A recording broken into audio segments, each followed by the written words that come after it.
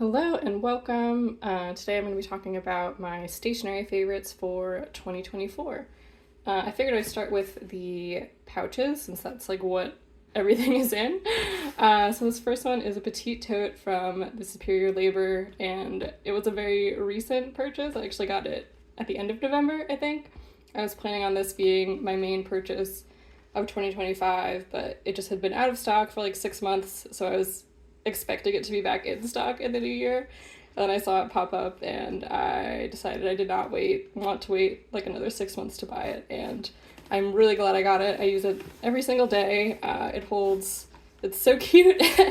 And I just carry it around with me. It doesn't really leave my home yet, maybe one day, but for now I just carry it from room to room in my apartment pretty much. Because the thing about me and journaling is that I just like carrying all of my stuff at all times. And yeah, this Petite tote is the perfect thing for that. And so first up, we have these clips. This is a Penco plastic Clampy. It's also glow in the dark. Let's see if you can see the glow. Maybe like a tiny bit.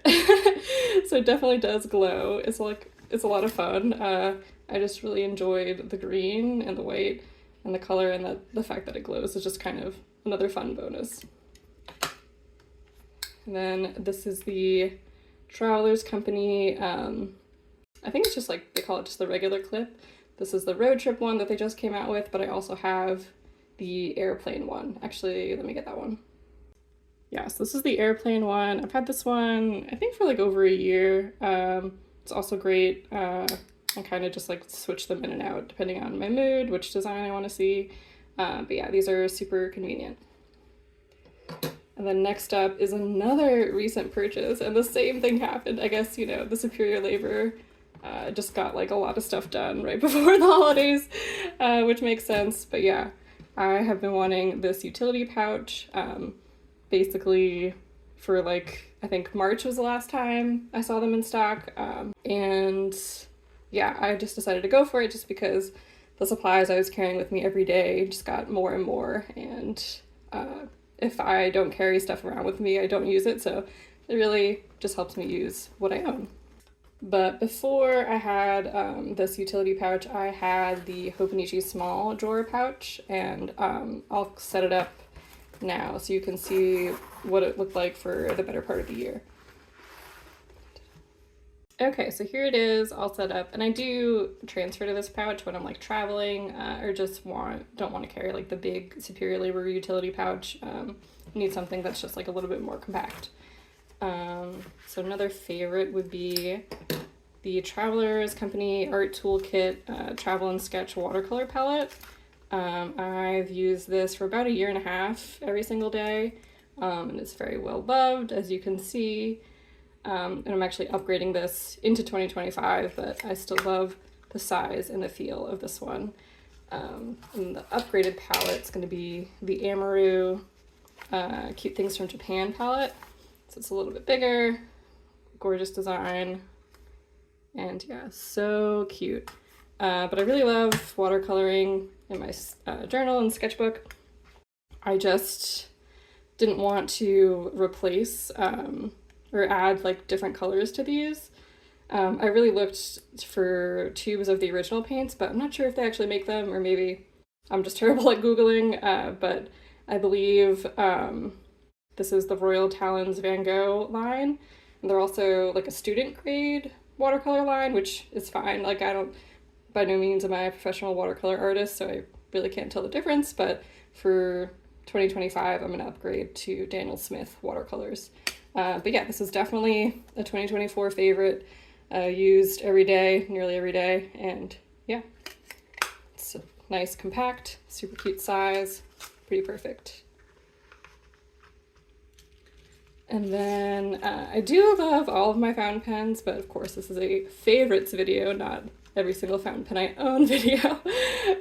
So really, I'm just going to show the Fude de Manin brush style pen from Sailor in Pearl Pink. So I really love this one just because it's so much fun to write with and sketch with. You could get really nice line variation. It's amazing. Let's see. I hate script Z's. I really wish we could design a better script Z. But yeah, there you go. That's kind of what it's like. So yeah, I could definitely use like 20 of these. I love them so much. Oops, got some ink there. But yeah, for sure a favorite.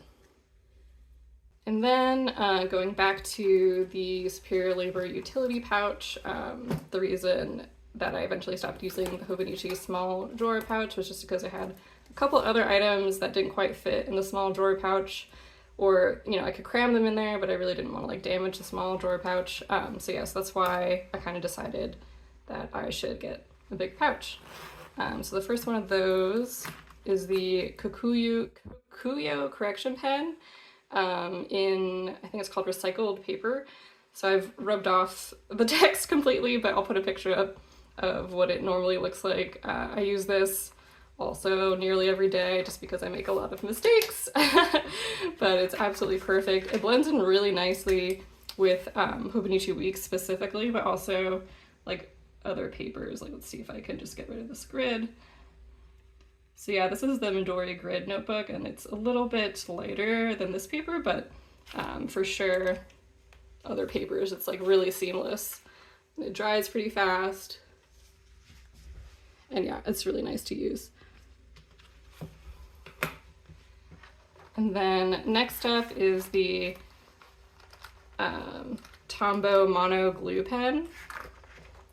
This is actually my second one of these glue pens. I think the first one lasted me about 9 months.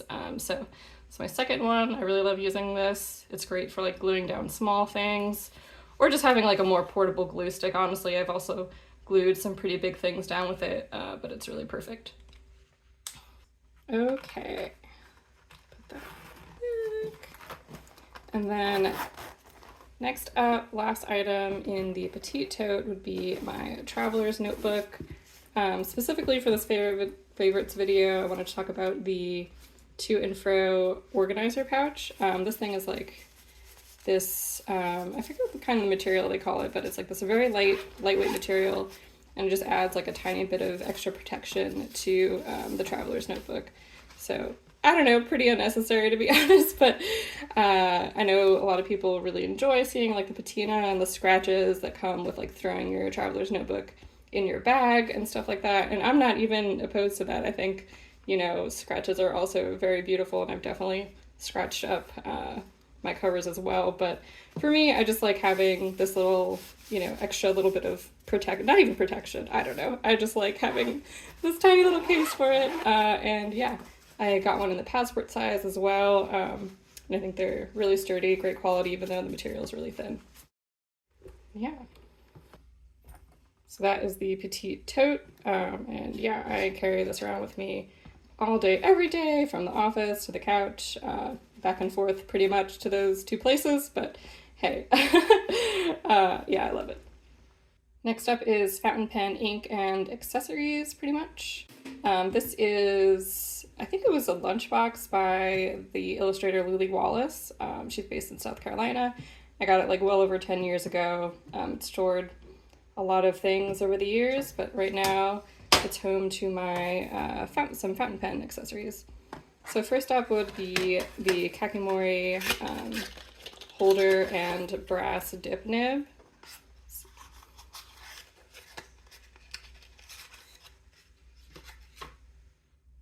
This is so much fun. Yeah, it's really gorgeous, really high quality. It holds a lot of ink. I use it for drawing, for swatching. For instance, like the cover, these swatches were all done with this one.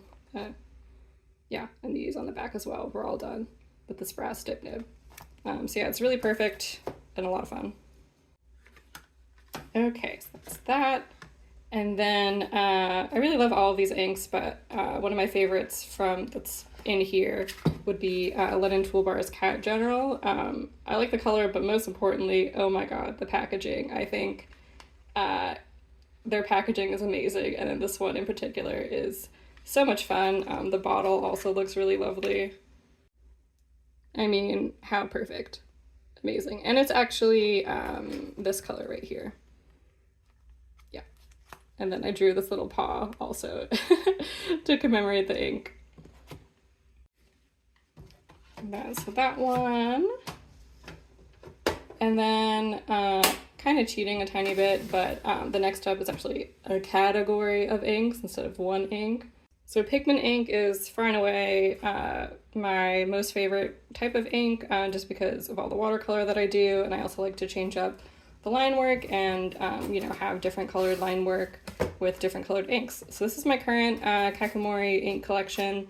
These 4 are from their main line, and they're not really for mixing with each other, even though I have, but Kakimori doesn't recommend you mix them with each other. I do have some diluting solution that definitely helps, but these 5 are from their Inkstand line, and those ones you are encouraged to mix with each other. And yeah, I just got completely obsessed. I've been having a lot of fun making my own ink mixes. The first project of the year is mixing colors to match the Hobonichi tab colors. So I have the first 3 months of the year, January, February, March. Definitely plan to do more. And yeah, these 2 were mixes with some of the other like main colors from the line. But yeah, I just got completely hooked, and something I definitely want to continue moving forward. And then next up is another category because I love cheating, but that would be my washi tape collection. And then specifically I just wanted to highlight some brands and companies that I've been really loving. So first up is the Washi Station. I think they curate like 4 quarterly collections, and they always highlight really amazing artists, really unique stuff. So these are 2 examples from the Washi Station. And then King Jim / Hitatoki, I think it's the same company, but I'm never really sure. But I use this ribbon one like constantly since I got it. So really beautiful. They have lovely other designs as well. And then the last 2 are BGM. Definitely love BGM. I think they have really consistent quality, really interesting designs. So that's one of them. And then MT. This is another MT one. I think this is a collaboration one with a special artist. I might be wrong about that.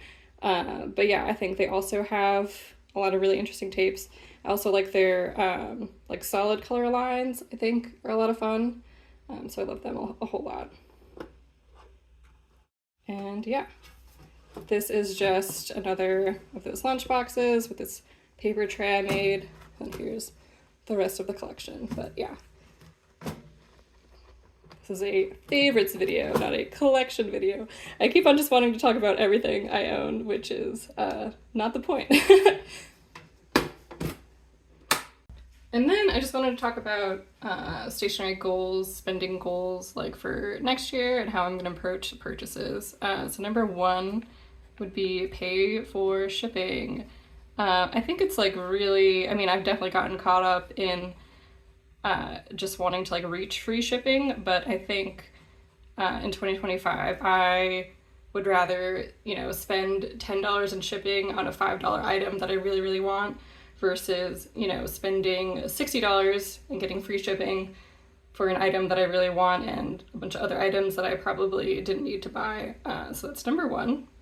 And then number 2 would be fewer stickers, more washi tape.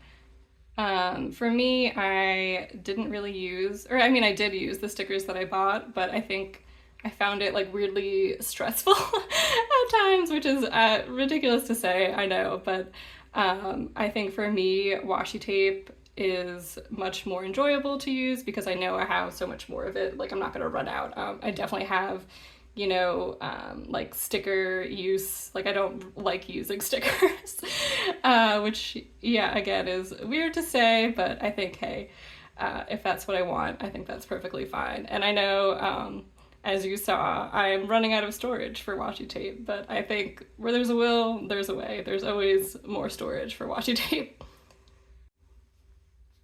And then lastly would be to continue to build my Kakimori Inkstand collection. Like I said, I really enjoy mixing inks. I really loved, you know, going through the Hobonichi like tabs and matching inks to that. so I think it's something I definitely want to continue. They don't really have that many. I mean, they do have a lot, but I think like over a lifetime, I think it's a very achievable collection to acquire. They are $30 a bottle, but for me, I think if, you know, I get 1 to 2 colors a year, now that I'm done buying like a big chunk of colors, I think that would be great, and I can continue to play and make some fun colors. Actually, I thought of one more, which is to have some of the same favorites at the end of 2025 as I had at the end of this year. So like the TSL Petite Tote and utility pouch, I definitely bought those with the intention of using them every single day. And so I don't see myself putting down this Fude pen anytime soon. So things like that. Like, of course, I'm going to have to get new notebooks as I fill those up and things like that. But for me, I definitely want to maintain and continue to use the same things over and over again. And yeah, I think that's it. I really wish this list had like 5 things on it. That probably would have looked a little bit nicer and more cohesive, but there you go. I only had 4 goals. So yeah, please let me know what you're looking forward to next year. I know like stationery could be sometimes a little bit overwhelming with all of these videos that I've definitely been binge watching. So convincing yourself that like you need something when you could probably do it without it and stuff like that. But I think on the other side of the coin, it is like once you get stuff that's really high quality that you use every day and lasts for forever, it's just really nice to keep using it. And sometimes these are like investment pieces that are worth it. But yeah, thanks for watching, and I'll catch you in the next one.